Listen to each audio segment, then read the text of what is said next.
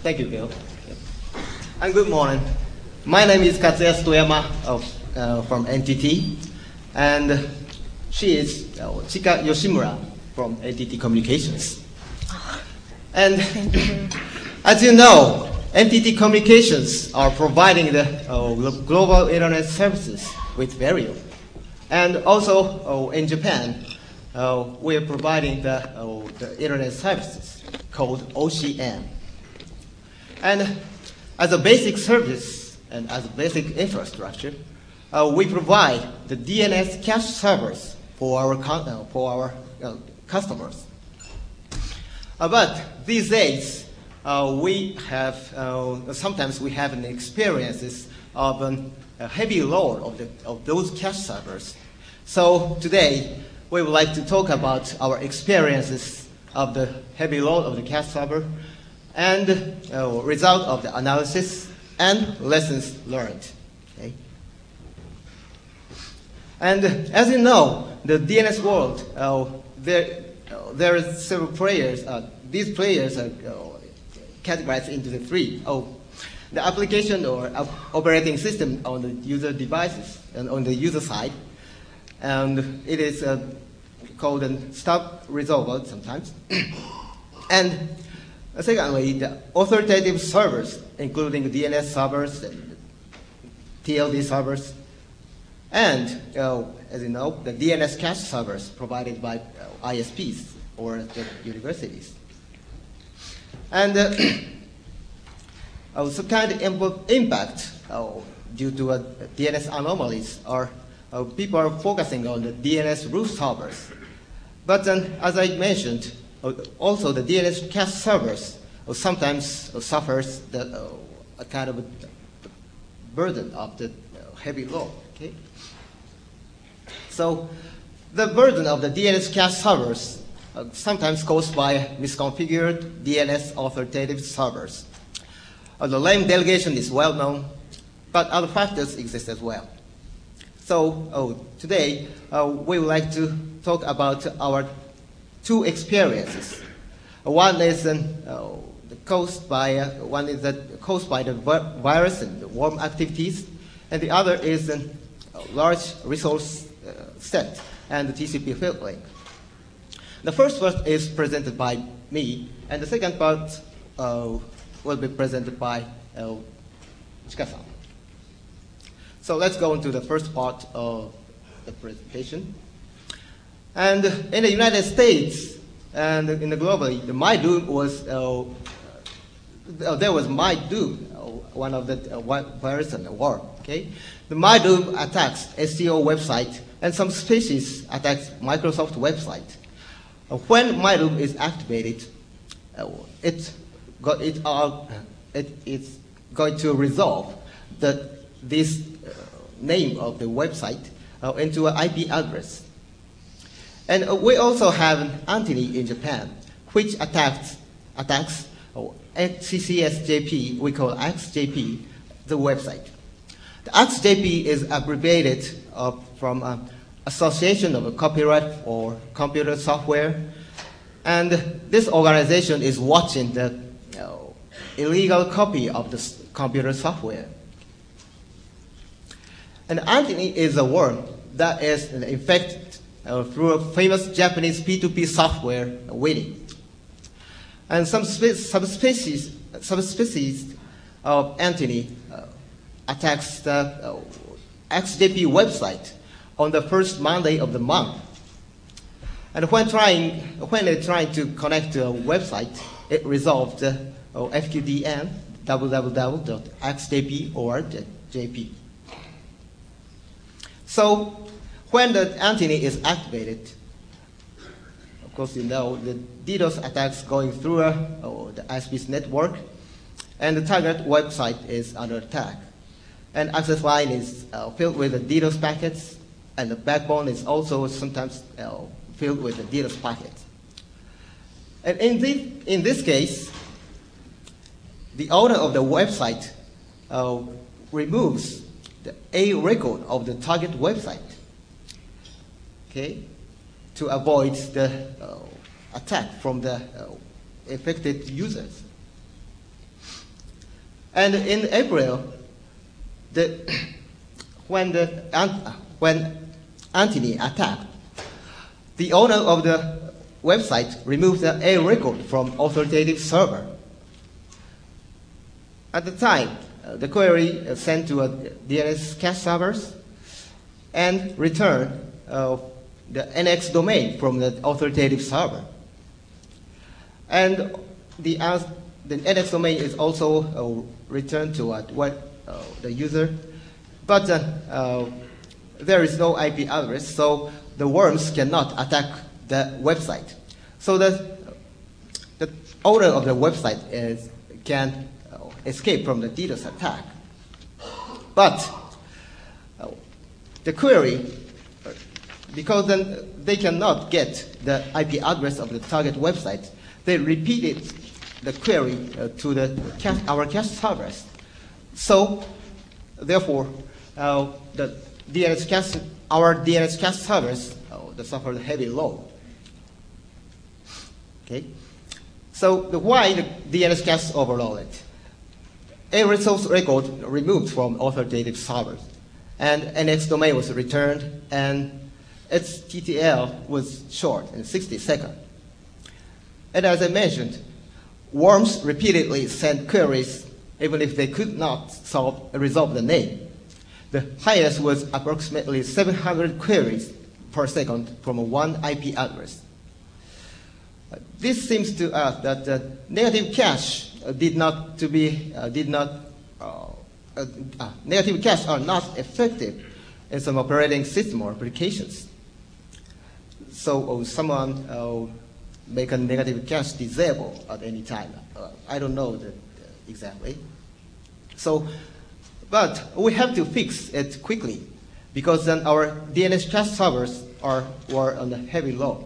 Okay, so we prepared a fake zone and forward the queries to the zone to this server. Okay, so the query not going to an authoritative server, and this fake zone returned the Blackhole IP address. And also we prepare the routers which have the black hole in our network. So the packets destined to the Blackhole IP address are discarded at our routers. So the target of website can escape from the DDoS attack, and also we can get our DNS cache servers reduce the load. And this worked very well in an April attack. So we decided to use this method again in May. And this graph shows the total queries at our DNS cache servers. And the top graph is that April attack, and the bottom is an attack in May. And when DDoS began, and the owner of the website removes the A record, the number of the queries are increased very dramatically. But then, when returning the Blackhole address, the number of the queries are reduced to the normal. Okay? And at the time, we captured the DNS packets and analyzed those packets precisely. And this was a graph of the May attack. And please be careful about the y-axis. Y-axis is a logarithm scale. So the spike of this spike indicates an extremely large number of queries. And during the day, May 3rd, we had a much more queries than usual. Okay?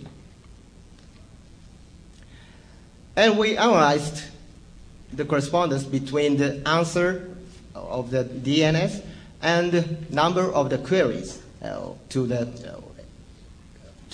resolve the FQDN of the target web server. This graph shows when NX domain returned, the number of the queries to resolve the FQDN is dramatically increased. And after returning the black hole address, the number of the queries becomes normal, slightly normal. Okay. And I'll skip the slide. And in April and in May, we have succeeded to reduce the DNS Cache servers. So we collaborate other ISPs in June to defend this attack. We prepared our own black hole address and encourage ISPs to use that black hole address, and also encourage ISPs to set the black hole of that address in their network. And we also asked the owner of the website to return the black hole address we prepared. So the queries to our cache servers and return the black hole address from the DNS authoritative servers, and were going to attack to the black hole address, but then those packets were discarded at the router of the participating ISPs. Okay. So the lessons learned from this attack is removing a resource record is not a good method. The combination of behavior of worms, and stub resolvers, and user, and authoritative servers will sometimes cause DNS cache server to collapse. And the collaboration between victims and the ISP is required. Okay? And if we have the generic black hole addresses, and ISP set the generic black hole addresses to their routers, the owner of the authoritative server has only to return the generic black hole address to escape from the DDoS attack. So I think we think that some kind of a generic black hole address is necessary. Okay. So this is the first part of the presentation. So next, going to a second part. So Chika, please.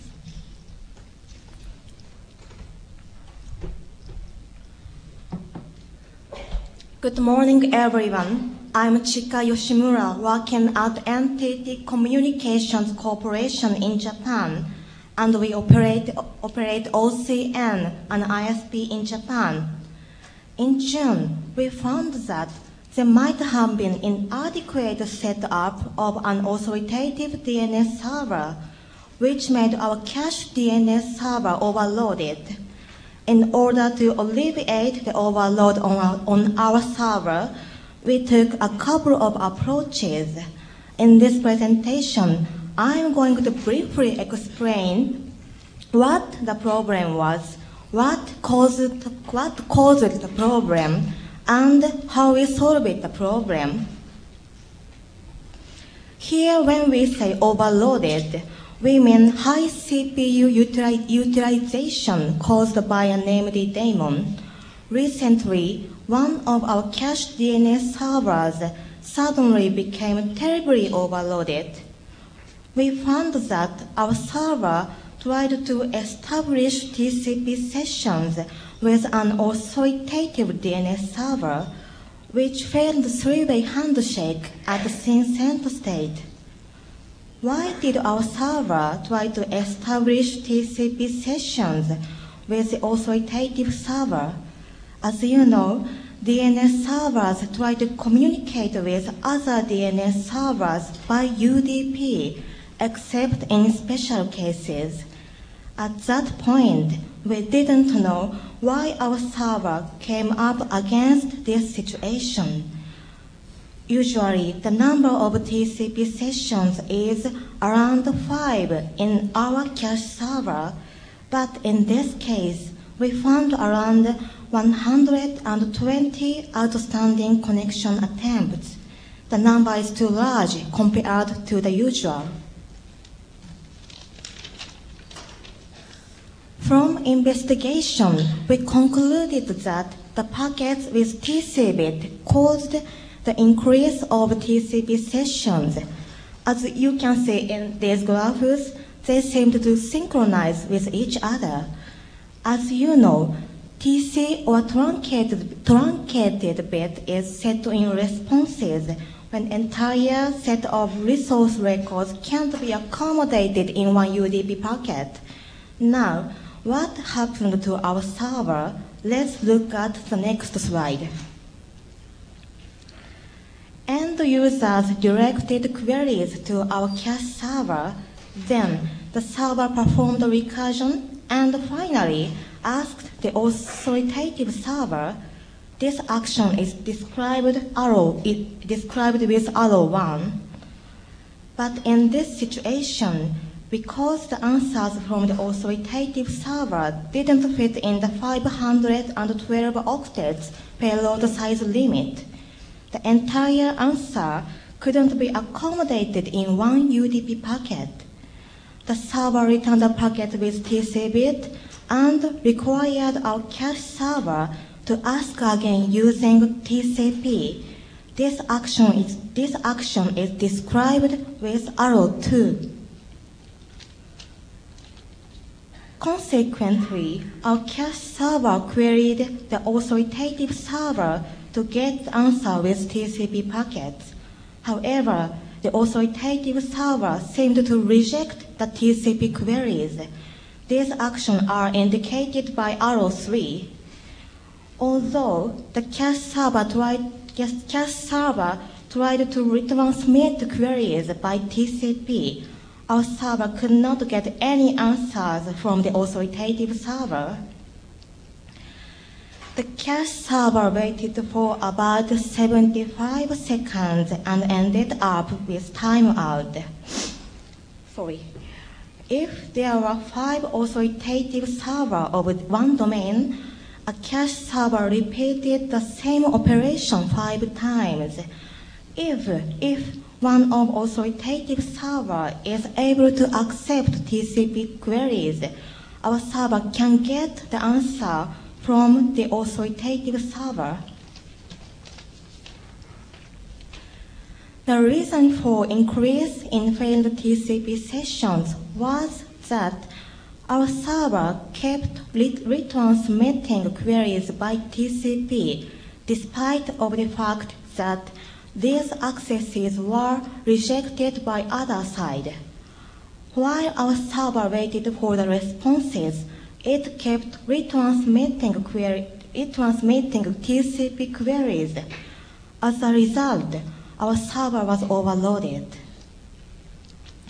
An example of contents of packets is shown in the next slide, but I will skip the detailed explanation and go on to talk about our workaround.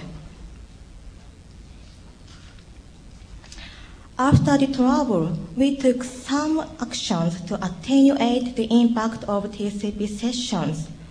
Although we emailed several times the administrator of the domain to accept TCP connections or reduce their name records to fit in 512 octets, they still have not answered our request until today. While we waited for their action, our server was gradually getting overloaded and badly affecting all our internet users using our cache server. To avoid this situation to become worse, we used the option Blackhole on the cache server in order to reject the queries from the users that caused our cache server to be overloaded. If our goal is just to keep the server low load level, there is another possible approach. We could modify bind's code on our server so that it won't send a query back when truncation occurs. Meanwhile, it would send the server fail response back to end users. Both This approach and the action we took, which was to black hole users' queries, are effective to alleviate the overload on a cache server. However, these approaches do not allow a cache server to serve its own purposes. A cache server should respond to queries with right information. An authoritative server is expected to configure as suggested in RFC. In order to avoid future occurrences of the same problem, we suggest that every DNS administrators review their DNS server's configuration. Regarding this problem, there seem to be the three reviewing points we think. 1. Open TCP port 53 for TCP queries. RFC 1123 recommends answering TCP queries. It's not possible to open TCP port 53 because of some special reasons. We strongly recommend that RST reset packets should be returned. And 2, when possible, set the size of answer to be smaller than 512 octets. Or 3, support eDNS0 on your DNS server. If you support this, we can get answer over 512 octets from the authoritative DNS server without TCP connections. Thank you. So the wrap up. Through our experiences, please be friendly to DNS cache servers. So, administrators, please check and modify your settings of the authoritative servers. And instead of using removing a resource record in case of DDoS, please use some black hole address. And from the second experiences, please configuration should be consistent. Yeah, oversized resource sets with no EDN0 and cross TCP port is not good, but we can often see this setting. Okay, thank you very much.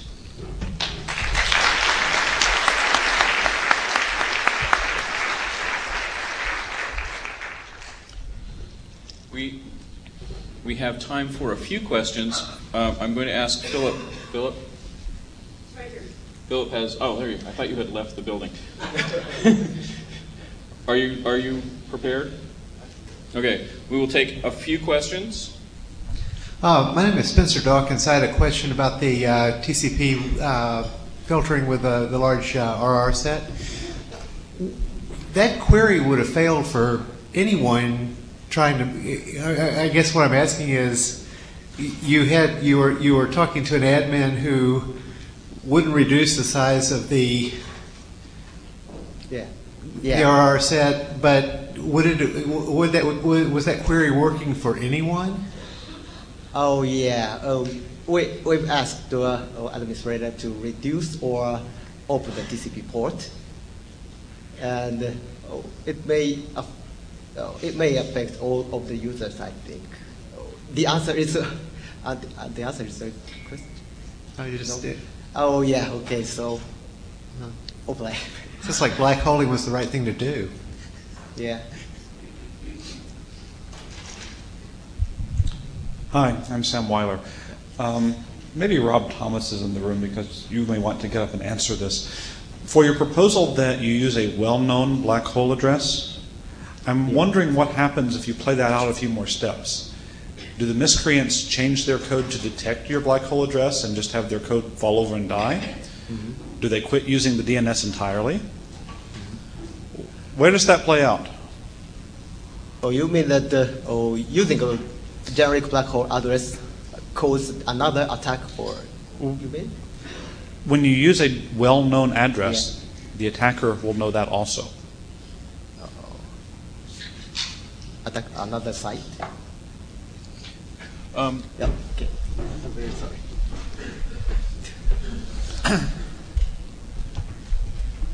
Hi, Bill.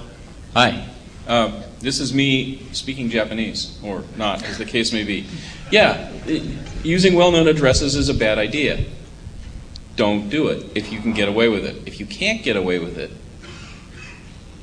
you're in trouble. Having honeypots and other such things to catch people is, it's part of the arsenal of things that you have. So if you have a quote-unquote well-known black hole address, and people find it, you're going to have to move it eventually, because they will, people will find it out. But this is a technique, one technique that has been demonstrated to work in today's environment. Will it work 5 years from now? Probably not, or at least it won't be as effective. But there are, the IAB and the IETF people have come out and said use of well-known addresses is probably a bad idea. So this one works now. Thank you. More questions? Okay, thank you very much. Thank you very much.